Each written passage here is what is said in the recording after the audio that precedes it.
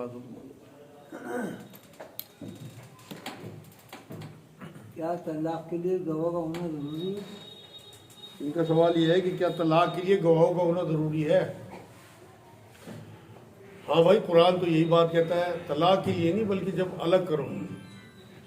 قرآن میں سورہ طلاق کی 2 نمبر آیت میں اللہ نے کہا ہے کہ جب تمہاری بیوی عدت کی مدت پوری کرنے لگے تو یا تو انہیں 2 گواہوں کے ساتھ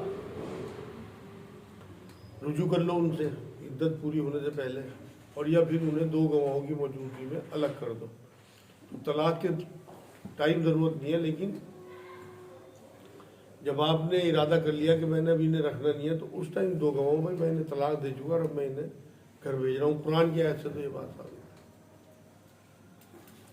قرضے سے جو مراد ہے وہ کیش قرضہ ہے یا مال کی شکل میں قرضہ؟ ان کا سوال یہ ہے کہ قرض سے مراد کیا ہے، کیش قرضہ ہے مال؟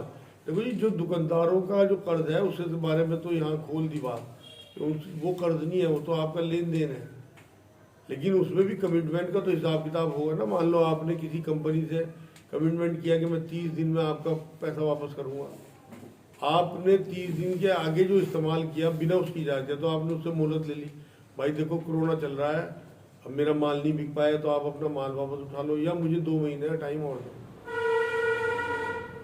یہ تو ایک مہلت ہو گئی اس کی طرف سے، لیکن اگر آپ نے مہلت نہیں دی، وہ آیا آپ چکر کٹا رہے اسے پریشان کر رہے ہیں، تو نبی نے فرمایا کہ منافق کی 3 پہچان ہے۔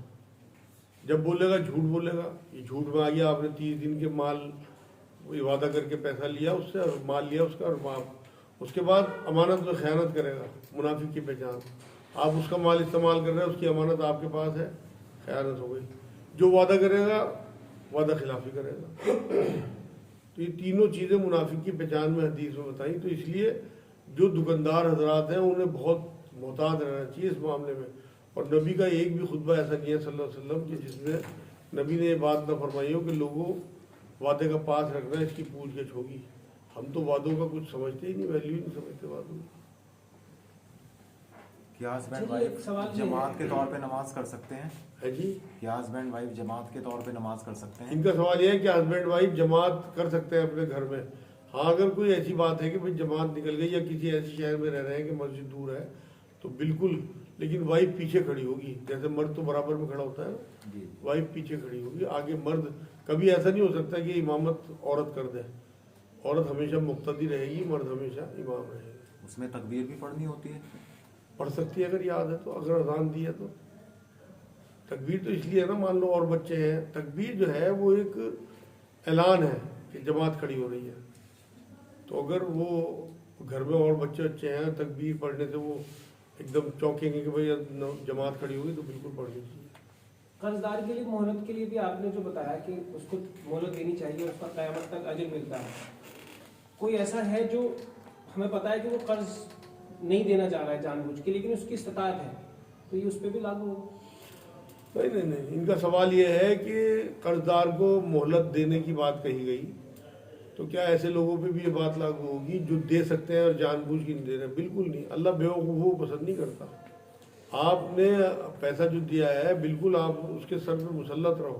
دیکھو قرآن یہ کہتا ہے کہ کہا تو قرآن نے عیسائیوں کے بارے میں کہ ان میں ایسے لوگ ہیں کہ اگر تم انہیں ایک مثال دی گئی اس میں کہ تم اگر تھوڑی سی بھی رقم دے دو تو وہ تمہاری جو رقم ہے وہ نہ دیں، نیتیں خراب ہیں ان کی، اور ان میں ایسے بھی لوگ ہیں کہ تم انہیں خزانے دے دو تو بھی وہ تمہارے واپس کر دیں، اتنے ایماندار لوگ بھی ہیں۔ تو اس کا مطلب یہ جو واپس نہ کریں ان پہ آپ نے تقاضا کرنا ہے ہر حال میں۔ قرآن یہ نص دیتا ہے آپ کو اگر آپ کو پتہ ہے، لیکن اگر کوئی واقعی ایسا ہے کہ وہ اس ٹائم جو ہے مجبور ہے اور اس کے پاس دینے کو نہیں ہے اور آپ کو اندازہ ہو گیا، تو بالکل اگر آپ اسے مہلت دو گے تو انشاءاللہ اس کا اجر آپ کو بہت۔ نبی اکرم صلی اللہ علیہ وسلم کا تو معمول یہ تھا کہ قرض دے دیا کرتے تھے اور پھر مانگتے نہیں تھے، اور کبھی ایسا ہوتا تھا کہ کسی گلی سے آ رہے سامنے سے وہ نظر آ گیا، اس نے نبی کو نہیں دیکھا تو نبی چھپ جایا کرتے تھے دیوار کے پیچھے کہ کہیں اس کی نظر میرے اوپر نہ پڑ جائے، اسے شرمندگی نہ ہو کہ میرا قرضہ اس کے اوپر ہے۔ ایک بار نبی اکرم صلی اللہ علیہ وسلم کے ساتھ بھی ایسا ہوا ہے کہ نبی نے کھجوروں کی عوض اونٹ خریدے ایک یہودی سے۔ یہودی نبی اکرم صلی اللہ علیہ وسلم سے اتنا متاثر ہوا کہ اس نے نبی کا ٹیسٹ لینا چاہا اپنی کتابوں کے حساب سے۔ توریت میں یہ تھا کہ نبی جو ہے وہ کبھی بھی غصے میں نہیں آتا، کتنی ہی اسے کتنی بات کر لو اس سے مجمع کے بیچ میں تو اس نے ٹیسٹ کرنا چاہے، تو اس نے آتے ہی نبی اکرم صلی اللہ علیہ وسلم مجمع میں تھے اور گالی گلوچ شروع کر دی باقاعدہ کہ میری کھجوریں فوراً چاہیے مجھے، جبکہ ابھی ٹائم نہیں ہوا تھا، جو ٹائم پیریڈ طے ہوا تھا اس سے کہ اونٹوں کے بدلے میں کھجوریں، تو ابھی تو نبی اکرم صلی اللہ علیہ وسلم کے برابر میں بیٹھے تھے حضرت عمر، انہوں نے تلوار نکال لی کس کی گردن اڑاؤں گا، اس نے اس طرح کی بات شروع کی نبی اکرم صلی اللہ علیہ وسلم پہ سختی، نبی نے کہا نہ، جس کے تمہارے اوپر قرض ہو اسے کہنے کا بھی حق ہے، اور تم بیت المال سے اسے فوراً اس کی کھجوریں دو، تو وہیں کہ وہیں نبی اکرم صلی اللہ علیہ وسلم کا ہاتھ چوما اور پھر نبی پہ ایمان لایا کہ میں ٹیسٹ کر رہا تھا کہ آپ میرے غصے کے عوض میں آپ کا کیا رویہ ہو۔ تو قرض دار اگر آپ کے اوپر سختی بھی کرے تو اس حدیث کی روح سے آپ کو اس سختی کو برداشت کرنا ہے۔ تو یہ کسی کے پاس اعتراض ہے، مطلب ایسا رکھا ہوا ہے پھر بھی ادھار لے وہ تو کچھ کہتی ہے چلنے والا بھائی اس کے بارے میں تو بتایا میں نے، نبی نے قرض دار کی جنازے کی نمازی پڑھانے سے انکار کر دیا، جبکہ اس کا جائز قرض تھا صحابی کا، پھر ایک صحابی وہاں کھڑے تھے انہوں نے قرض اتارا، تب نبی نے، اب آپ کی موت کا تو نہیں پتا، آپ کے گھر میں تو رکھی ہوئی ہے پوٹلی مانگی اور آپ بازار سے ادھار مال لے رہے ہیں، یہ تو کسی بھی قیمت پہ ٹھیک نہیں ہو سکتا۔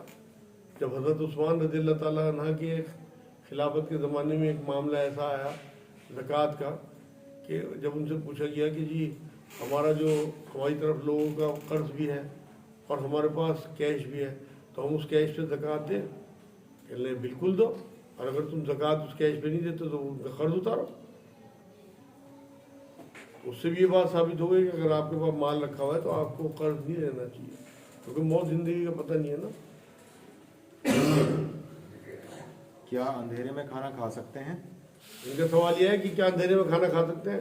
ہاں کھا تو سکتے ہیں، اجازت تو ہے، مگر مکروہ ہے کھانا، کیونکہ کوئی کیڑا پڑ جائے، کوئی جانور مطلب کوئی چیز ایسی گر جائے تو وہ ٹھیک نہیں ہے۔ مگر ایک واقعہ ایسا ملتا ہے حدیثوں میں، ایک بار نبی اکرم صلی اللہ علیہ وسلم کے پاس ایک سب مسافر آئے، وہ بھوکے تھے، تو وہاں جو پہلے تو نبی نے اپنے سب گھروں میں پوچھوایا کچھ ہے کھانے کے لیے، مہمان ہیں، سب نے کہا جی ہمارا صرف پانی ہے، نبی کے گھروں میں کھانے کو نہیں ہوتا نبی کے گھر میں۔ تو پھر نبی نے اعلان کیا کہ کوئی ہے جو اسے کھانا کھلائے، مہمان بنائے اپنا، تو ابو طلحہ رضی اللہ تعالیٰ عنہ ایک صحابی تھے، وہ کھڑے ہوئے کہ حضور میں اپنا مہمان بناتا ہوں۔ وہ جب گھر لے کے گئے تو بیوی سے پوچھا اندر جا کے کچھ ہے کھانے کو، کہ بچوں کے لیے ہے بس تھوڑا بہت، کہ بچوں کو بہلا پھسلا کے ایسے ہی سلا دیں اور اس کے ساتھ ہم بیٹھ جائیں گے، اس طرح سے مطلب منہ چلائیں گے جیسے ہم بھی اس کے ساتھ کھا رہے ہیں، جس سے اسے احساس نہ ہو، اور جب یہ کھانا شروع کر دے گا تو کسی بہانے سے دیا جو ہے اسے بجھا دیں گے، اندھیرا کر دیں گے، پھر یہ کھاتا رہے گا، ہم منہ چلاتے رہیں گے۔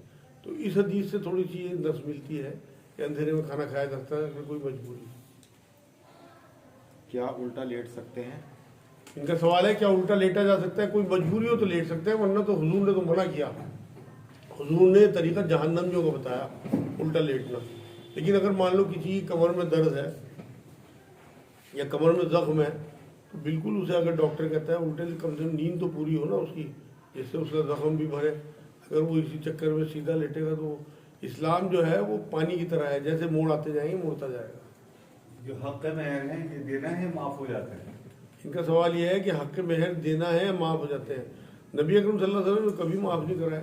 آپ کروڑوں روپے شادیوں میں لگاتے ہیں اور مہر معاف کراتے ہیں، کیسے بھکاری پن کی بات ہے۔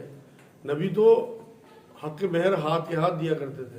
ایک بار ابوبکر صدیق رضی اللہ تعالیٰ عنہ نے جب 2 سال کے قریب ہو گئے نکاح کو اور حضور نے رخصتی نہیں کرائی حضرت عائشہ کی، تو ابوبکر صدیق نے ایک دن راستے میں کہا حضور اب تو کافی دن ہو گئے نکاح کو، رخصتی کرائے اپنی زوجہ کی، تو نبی اکرم صلی اللہ علیہ وسلم نے کہا ابھی میرے پاس مہر دینے کو نہیں ہے۔ اس کے کچھ دن بعد الحمدللہ انتظام ہو گیا تھا تو پھر رخصتی بھی ہو گئی تھی۔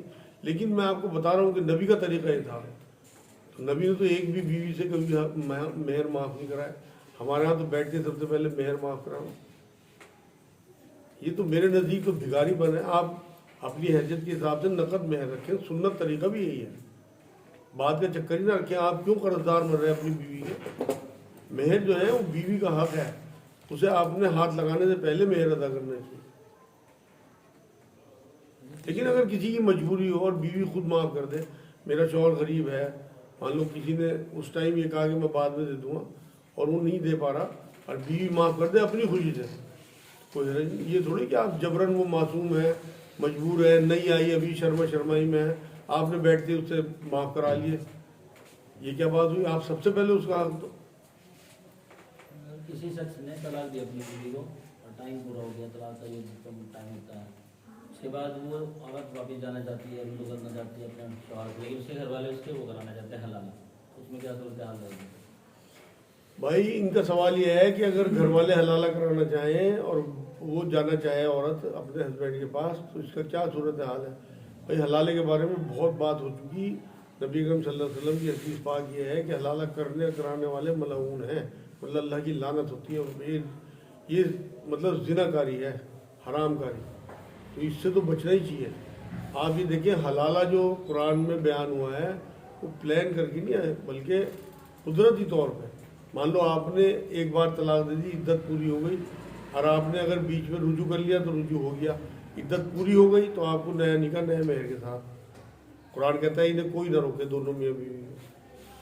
اس کے بعد اگلی طلاق دے دی، اس میں بھی یہی ہوا کہ اگر عدت کے بیچ میں مرد چاہے تو رجوع کر سکتا ہے، رجوع کا حق مرد کو ہے۔ عدت پوری ہو گئی، 3 ہے، رجوع نہیں کیا، اس کے بعد پھر نیا نکاح نیا مہر کے ساتھ ہوگی، کوئی حلالہ۔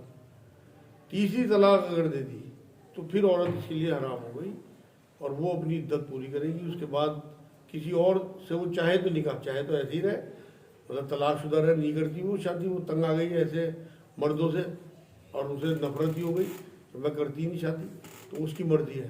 لیکن اگر اس نے دوسرے سے شادی کر لی اور وہ اس کا مرد فوت ہو جائے، یا وہ بھی اپنی خوشی سے طلاق دے دے، پھر اس کی عدت پوری کرے گی، اس کے بعد پھر اس کے لیے حلال ہو گئی۔ قرآن تو یہ کہتا ہے۔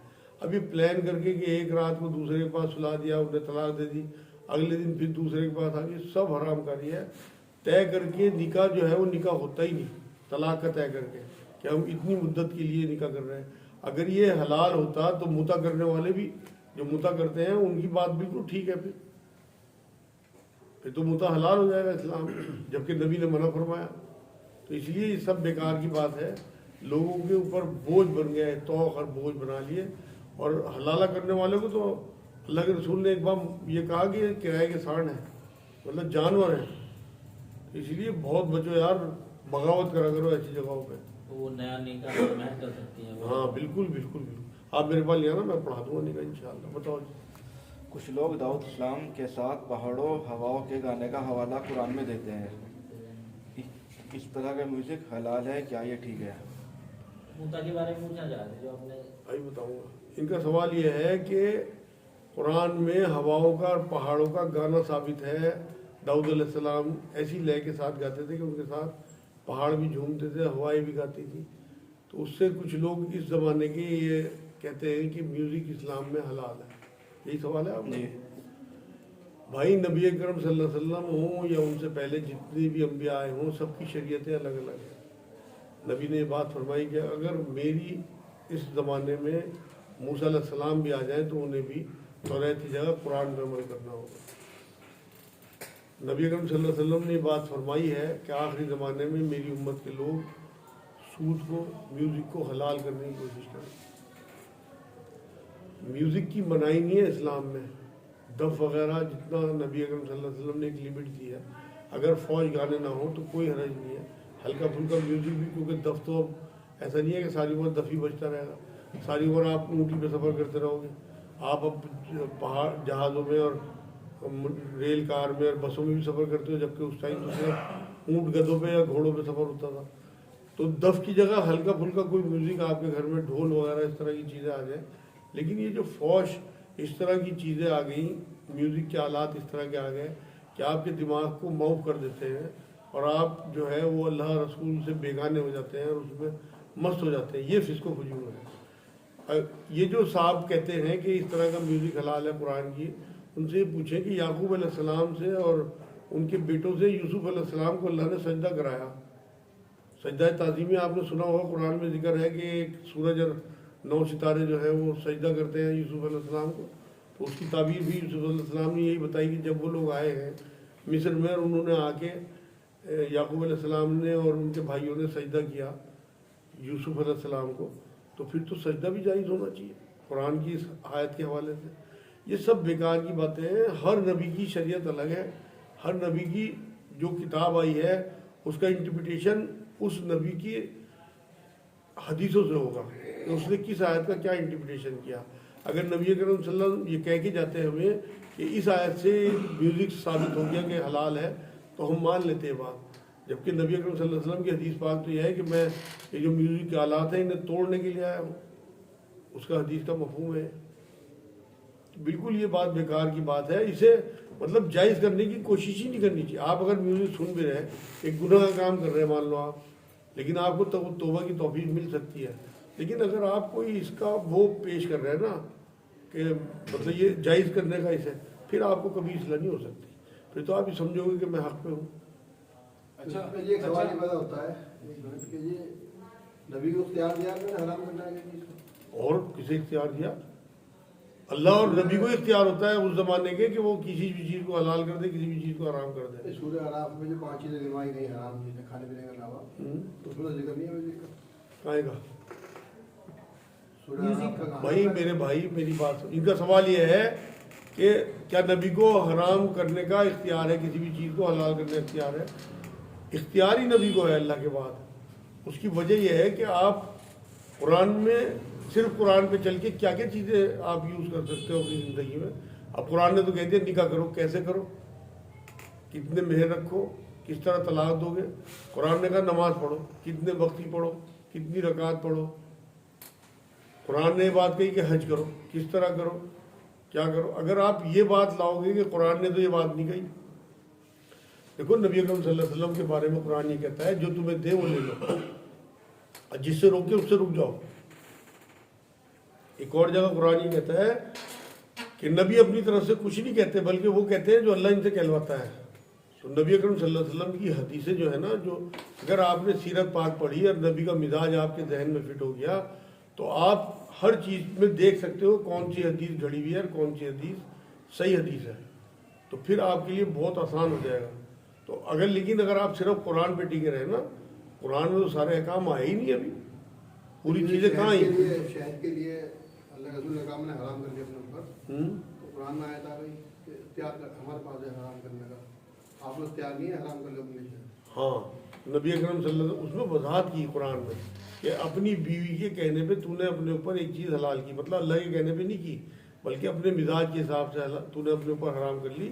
تجھے حق نہیں ہے. تجھے حق یہ ہے کہ جس چیز کو میں تجھے کہوں کہ اسے حرام کر دے حرام کر دے, جس چیز کو میں تجھے کہوں حلال کر لے حلال. اس آیت کو پوری پڑھنا. آپ لوگ ادھورا حوالہ دیتے ہیں نا آپ کو. اس آیت میں اللہ نے یہ بات کہی کہ تو نے اپنی بیوی کے کہنے میں آ کے یہ کیا, اس کا مفہوم بتا رہا میں, ایکوریٹ الفاظ تو آپ کو قرآن میں مل جائیں گے. اچھا ایک سوال یہ پیدا ہوتا ہے کہ ہو سکتا ہے کسی نبی کی سنت میں شراب بھی حلال رہی ہو یا پھر شادیاں بھی کم زیادہ ہوں. ہاں اچھا تو پھر حضور نے یہ باتیں جو ہے اپریشیٹ کرنے کے لیے کہی کہ ختنہ غرام ہے میرے باپ کی ابراہیم کی سنت ہے, اور جو نکاح ہے میری امت کا میں تمہیں دے رہا ہے ابراہیم کی سنت ہے میرے باپ کی, اور سب سے بہترین استغفار میرے بھائی کا استغفار ہے یونس کا جو مچھلی کے پیٹ میں. تو نبیوں کی سنتیں لی گئی اور کچھ چیزیں آپ کی باتوں سے بھی لگا کے حرام بھی کی گئی کچھ نبیوں کی. ان کا سوال یہ ہے کہ کچھ نبیوں کی اللہ کے رسول صلی اللہ علیہ وسلم نے مثالیں دی ہیں. اس میں یوسف علیہ السلام کی مثال دی, یعقوب علیہ السلام کی, ان کی بھی یونس علیہ السلام کی دی, ابراہیم علیہ السلام کی تو بہت مثالیں دی. میرے بھائی میں یہ بات بتا رہا ہوں کہ تمام نبیوں کی شریعتیں جو آئی ہیں نا وہ سب کی لگ بھگ ایک سی آئی ہیں. کچھ چیزیں تبدیلی حکمت کے ساتھ اللہ رب العزت نے اس ماحول میں. اب نبی نے کیا کہا کہ میں نے شروع میں آتے ہی تمہیں قبروں کی زیارت سے منع کیا, کیونکہ نبی کی نظر میں یہ بات تھی کہ پچھلی یہ مشرک قوم ہے قبر کی پوجا کرتی آئی, اگر میں نے انہیں اجازت دے دی تو یہ قبر کی پوجا کرنی شروع کر دیں گے. تو بارہا حدیثیں دینے کے بعد قبر کی پوجا نہ کرنا آخر میں جاتے جاتے اجازت دے دی, عورتوں کو بھی دے دی. تو حکمتاً کون سی چیز کہاں فٹ کرنی ہے یہ اللہ کے حکم سے نبی کیا کرتے تھے. اب مان لو نماز کے بارے میں قرآن یہ کہتا ہے کہ تمام امتوں پہ نماز جو تھی وہ فرض تھی. اب کیسی تھی, کتنی رکعت تھی, کس طرح پڑھی جاتی تھی. خود موسیٰ علیہ السلام یہ کہتے تھے کہ ہماری امت پہ بھی نماز فرض تھی لیکن انہوں نے نہیں پڑھی, تو اللہ سے 5 کرا لے معراج کی رات میں.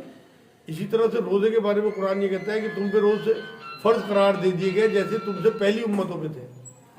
تو وہ روزے تھے مگر ان کا طریقہ کار کیا تھا. تو ہر امت میں چیزیں تھیں، کچھ چیزیں جو اللہ نے اس آخری امت جو مطلب علم اور عقل کی معراج پہ پہنچ گئی تھی امت، اس ٹائم جو مناسب سمجھی وہ چیزیں شریعت سے ہٹا دی، اس سے پہلے جاتے. اور شراب کی بھی ایک دم تھوڑی حرمت آ گئی، شراب کی دھیرے دھیرے حرمت آئی ہے. پہلے یوں کہا کہ شراب جو ہے بری چیز ہے، اس سے دور رہو. اس کے بعد کہا کہ شراب کے نشے میں نماز کے قریب بھی نہ جانا. اس کے بعد پھر اسے حرام کیا، پھر اس کی حرمت لازم آئی.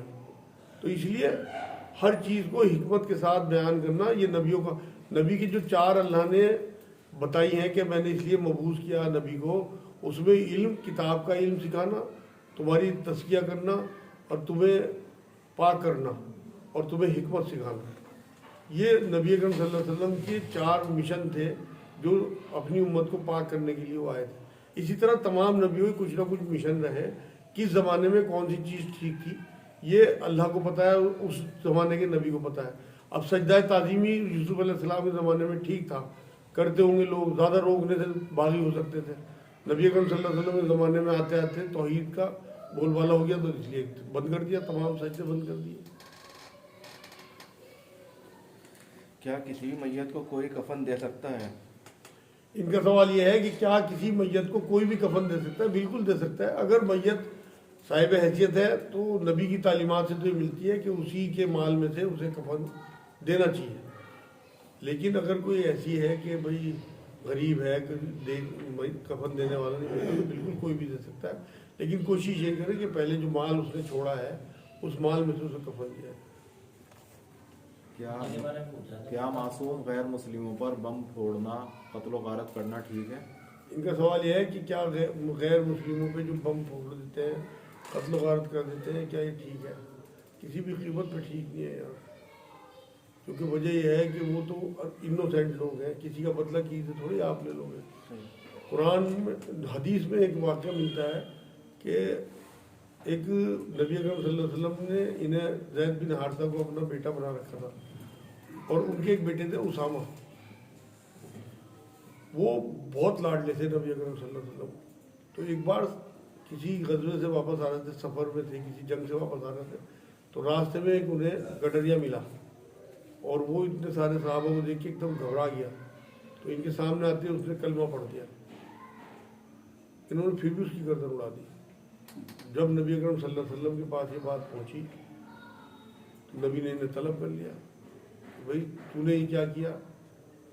کہ حضور اس نے ہمارے خوف سے کلمہ پڑھا تھا، کہ اب تجھے دلوں کا حال بھی معلوم ہونے لگا. اور پھر ان سے دیت دلوائی، خون بہا دلوایا. یہ حدیثوں سے ثابت ہے بات. تو جب اس انجان آدمی جو اس نے کلمہ پڑھا، جبکہ پتہ نہیں تھا اس کے دل میں کیا ہے، اس کی دیت دلائی. تو اسلام آپ کو اس طرح انوسینٹ جنہیں پتہ ہی نہیں کہ انہیں کیوں مارا جا رہا ہے، اس بات کی اجازت دے دے گا آپ کو؟ قرآن سورہ مائدہ آیت نمبر 35-36 میں یہ بات کہتا ہے کہ جس نے ایک انسانیت کو قتل کیا، جس نے ایک انسان کو قتل کیا اس نے پوری انسانیت کو قتل کیا، اور جس نے ایک انسان کو بچایا اس نے پوری انسانیت کو بچایا. تو وہ یوں نہیں کہا مسلمان یا ہندو یا سکھ یا عیسائی یا کوئی بھی ہو، آپ اگر کسی انسان کی مدد کرتے ہیں، آپ کے ساتھ لوگ کیا کر رہے ہیں اللہ یہ نہیں دیکھے گا. آپ لوگوں کے ساتھ کیا کر رہے ہیں آپ کا حساب اس کا ہوگا. آپ کے ساتھ کتنا بھی ظلم ہو، آپ اپنے اللہ اس کے رسول کے حکموں پہ چلتے رہیں گے. انشاءاللہ تعالیٰ آنے والی جو زندگی ہے آپ کی، آپ اس کی تیاری کرو. دیکھو ایک بات بتاؤں میں آپ کو، قرآن میں اللہ نے کہا دین میں پورے پورے داخل ہو جاؤ. پورے داخل ہونے کا مطلب 100% تیاری کرو. جو بچے پیپروں کی 100% تیاری کرتے ہیں ان کے ایسا نہیں ہوتا کہ وہ فیل ہو جائیں، ان کے پاسنگ مارکس تو آ ہی جاتے ہیں. لیکن جو پاسنگ مارکس کے حساب سے تیاری کرتے ہیں وہ اکثر فیل ہوتے ہیں. ایسا نہ ہو کہ یہ امت فیل ہو جائے. اس لیے 100% تیاری کرو، انشاءاللہ پاسنگ مارکس آ جائیں گے. یہ نہ دیکھو لوگ آپ کے ساتھ کیا کر رہے ہیں، بلکہ یہ دیکھو آپ لوگوں کے ساتھ کیا کر رہے ہیں. کیا عورتیں قبرستان جا سکتی ہیں اپنے ماں باپ کے طور پہ؟ ان کا سوال ہے کیا عورتیں قبرستان جا سکتی ہیں؟ بالکل جا سکتی ہیں.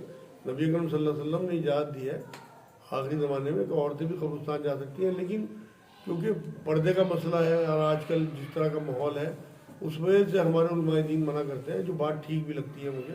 لیکن اگر کہیں اندھیرا، رات کا اندھیرا ہو اور اپنے محرم کے ساتھ وہ اپنے ماں باپ کی قبر پہ جا کے فاتحہ پڑھنے جاتی ہے، کوئی حرج نہیں ہے. بلکہ اندھیروں میں لے جانا چاہیے اپنی عورتوں کو بھی، کیونکہ نبی کی جو حدیث آج آئی ہے نا اس میں حضور نے یہ فرمایا کہ میں تمہیں اس لیے اجازت دے رہا ہوں تاکہ تمہارے اندر سے دنیا کی رغبت کم ہو اور آخرت کی رغبت بڑھے۔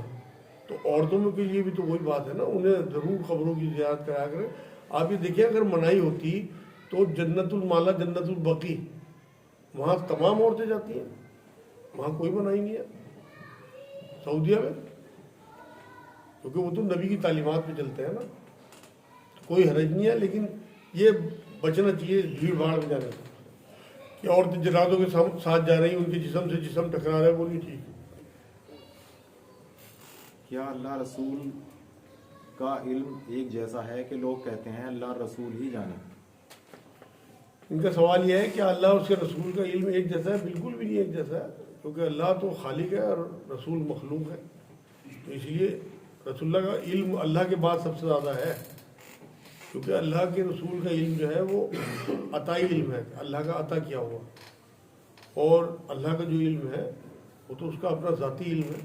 ذاتی علم میں اور عطائی علم میں فرق ہوتا ہے۔ عطا وہ چیز ہوتی ہے جو دوسرا عطا کرے، ذاتی وہ چیز ہوتی ہے جو خود سے ہو۔ تو اللہ کا تمام علم ذاتی علم ہے، اور نبی اکرم صلی اللہ علیہ وسلم کا جتنا بھی علم ہے وہ عطائی علم ہے، تو برابر نہیں ہو سکتا۔ لیکن اللہ کے فوراً بعد کی چیز ہے، مخلوق میں سب سے اوپر کی چیز ہے، تو سب سے زیادہ علم غیب کا اللہ نے نبی کو ہی دیا۔ اللہ سے کچھ بھی غیب نہیں ہے، لیکن اس جو اللہ سے کچھ بھی غیب نہیں ہے تو علم غیب جو ہے وہ سب سے زیادہ نبی اکرم صلی اللہ علیہ وسلم کو ہے، جتنا اللہ نے انہیں دینا چاہا، اور نبیوں کو بھی دیا، ان نبیوں میں بھی سب سے زیادہ نبی اکرم صلی اللہ علیہ وسلم کو۔ اگر کوئی سفر پہ جا رہا ہے تو ہم اس کو یہ کہہ سکتے ہیں اللہ محمد کے سپرد، یا صرف یہ کہیں گے کہ اللہ کے سپرد؟ ان کا سوال یہ ہے اگر کوئی سفر پہ جا رہا تو اسے یہ کہہ سکتے ہیں اللہ محمد کے سپرد، کہنا تو اللہ کے سپرد چاہیے، اللہ محمد کے سپرد نہیں کہنا چاہیے، کیونکہ ساری حفاظت اللہ کے ہاتھ ہے۔ تو اس لیے اس طرح کے جملوں سے بچنا چاہیے۔ نبی نے خود منع کیا نا، ایک بار کہیں پہنچے تو وہاں کے لوگوں نے اس طرح کی مطلب گانے گائے کہ صرف اللہ اس کا نبی جانتے ہیں کسی معاملے کو، تو حضور نے انہیں ٹوک دیا کہ نہ، یہ نہ کہا کرو، یہ کہا کرو صرف اللہ جانتا ہے۔ اصل میں نبی کی تعلیمات میں ہے بات کہ ہم اس طرح کے جملے اختیار نہ کریں۔ طبیعت تو چاہتی ہے، خود صحابہ کہتے تھے کہ حضور ہم دیکھتے ہیں پیڑ آپ کو سجدہ کرتے ہیں، گھوڑے آپ کو سجدہ کرتے ہیں، ہماری بھی طبیعت چاہتی ہے ہم آپ کو سجدہ کریں۔ وہی تو نبی نے بات فرمائی تھی کہ نہ، اگر سجدے کا حکم دیتا میں تو میں عورت کو دیتا کہ اپنے مرد کو سجدہ کرے، اجازت نہیں دی۔ جتنی اللہ نبی سے چاہتے تھے بات کہلوانا اتنی بات کرتے تھے۔ ایک سوال یہ ہے کہ غیر مسلم کے گھر سے آئے برتن میں کھانا جائز ہے؟ ان کا سوال یہ ہے کیا غیر مسلموں کے گھر سے کوئی کھانے کی چیز آئے ان کے برتنوں میں کھانا جائز ہے؟ بالکل جائز ہے یار۔ نبی اکرم صلی اللہ علیہ وسلم کا معمول یہ تھا، جو بیت المال میں سامان آتا تھا، مطلب جو کسی جنگ سے جو مال غنیمت ملتا تھا اس میں برتن بھی ہوتے تھے، کبھی نہیں دھلوائے۔ کبھی مان لو کوئی گندگی دکھ رہی ہو آپ کو تو پھر تو آپ کو پاک کرنا لازم ہے، ورنہ تو اگر نہیں دکھ رہی تو نبی اکرم صلی اللہ علیہ وسلم پاک تصور کرتے تھے۔ اس طرح کی چیزوں سے زندگی مشکل ہوتی ہے، اور نبی کا طریقہ یہ نہیں تھا، نبی کا طریقہ آسانیوں کا تھا۔ حضرت عائشہ یہ فرماتی ہیں کہ مشکل اور آسان میں سے نبی آسان کو چن لیا کرتے تھے۔ تو آسانی اس میں ہے کہ اگر کوئی چیز گندگی نہیں نظر آ رہی ہے آپ کو تو کوئی حرج نہیں۔ ٹائم دیکھیں، ٹائم